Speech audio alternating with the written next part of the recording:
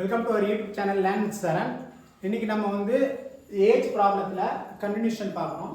So இதுவரை நம்ம வந்து ஒருத்தரோட ஏஜ் தான் நம்ம கண்டுபிடிச்சிட்டு இருந்தோம், ப்ரெசென்ட்டில், ஃபியூச்சரில், அதுமாதிரி பாஸ்ட் டென்ஸில். இப்போ வந்து 2 பேர் ஏஜ் கேட்டிருக்காங்க. அதே மெத்தட் தான், நம்ம மெத்தட் ஒன்றும் மாற போகிறதில்ல, சேம் மெத்தட் தான். Just you can see. First sentence, Narendra's mother is 4 times as old as Narendra. First sentence over, full stop. Second sentence, 4 years ago, his mother was 6 times as old as Narendra was. Second sentence over. Third sentence, what are their present ages? மூணாவது வந்து அவங்களுடைய present ages என்ன அப்படின்னு கேட்குறாங்க. Third sentence.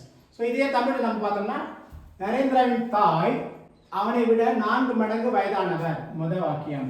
இரண்டாம் வாக்கியம், 4 ஆண்டுகளுக்கு முன்பு அவரது தாய் நரேந்திராவை விட 6 மடங்கு வயதானவராக இருந்தார். ஓ, இங்க ஃபுல் ஸ்டாப். ஸோ செகண்ட் வாக்கியம்.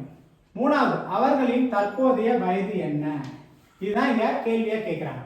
நமக்கு தெரியும் இ மெத்தட்ல நம்ம இதை போடலாம்.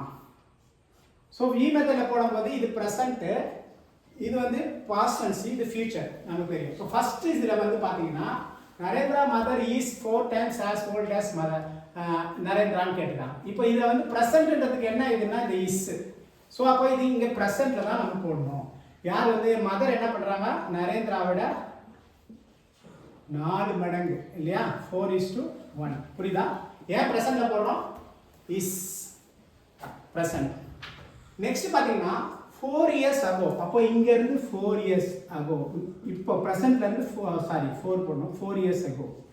4 years ago, his mother was 6 times as old as Narendra was.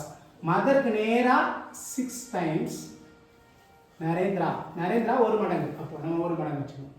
What are their present ages? அவன் என்ன கேட்குறான், ப்ரெசென்ட்டில் 2 பேரோட ஏஜுமே கேட்குறாங்க, 2 பேருமே கேட்குறாங்க இல்லையா? ஸோ இப்போ 2 பேர் என்னது, இது 4 மடங்கு, மதர் வந்து 4 மடங்கு, நரேந்திரா 1 மடங்கு. இப்போ நம்ம இந்த மடங்கை கண்டுபிடிச்சிட்டோம்னா, இந்த மடங்கை கண்டுபிடிச்சோம்னா 1 மடங்குனா இந்த மடங்கு, இப்போ 4 மடங்குனா அதே மடங்கு இங்கே போட்டோம்னா நம்மளுக்கு 4 மடங்கு வந்துடும் இல்லையா? ஸோ இந்த மடங்கை கண்டுபிடிக்கிறது நமக்கு தெரியும். எங்கே ரவுண்ட் பண்ணியிருக்கோமோ அடுத்த ரேஷியோவுக்கு போகணும். எவ்வளோ தூரம் போகணும்? 4 வருஷம் இல்லையா? அப்போ 4 இன்ட்டு அங்கே போன பிறகு அதோட வித்தியாசம் 6 - 1 5 போட்டாச்சு. அதுக்கப்புறம் கிராஸ் 6 1s are 6 4 6ல 4 போச்சுன்னா 2 இல்லையா? ஸோ இதை கட் பண்ணணும். எவ்வளோ? 2 2s are 4 5 2s are 10. இது வரலாம் நமக்கு எவ்வளோ? 10. இந்த மடங்கு மட்டும் எவ்வளோ? 10. அப்போ 1 × 10 எவ்வளோ? 10.